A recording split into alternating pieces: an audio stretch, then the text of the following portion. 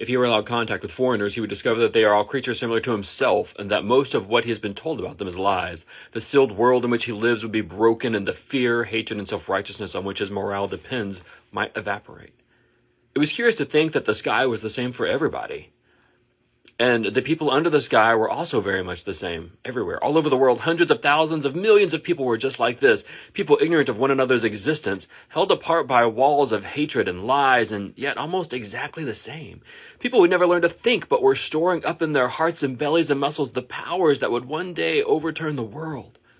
The thing he was about to do was open a diary. It was not illegal. Nothing was illegal since there were no longer any laws, but if detected, it was reasonably certain it would be punished by death, or at least by 25 years in a forced labor camp. He was only a ghost uttering a truth that nobody would ever hear, but so long as he uttered it in some obscure way, the continuity was not broken. It was not by making yourself heard, but by staying sane that you were carried on the human heritage. The enemy of the moment always represented absolute evil. Who controls the past controls the future. Who controls the present controls the past. It is a beautiful thing, the destruction of words. Don't you see the whole aim of Newspeak is to narrow the range of thought? In the end, we shall make thought crime literally impossible. Your worst enemy, he reflected, was your own nervous system. 2 + 2 = 5. The heresy of heresies with common sense.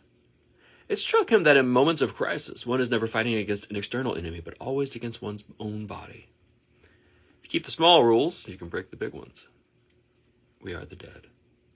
History has stopped. Nothing exists except an endless present in which the party is always right. They simply swallowed everything that the party told them.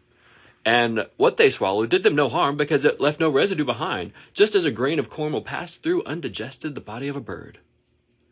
The terrible thing that the party had done was to persuade you that mere impulses, mere feelings, were of no account, while at the same time robbing you of all power over the material world.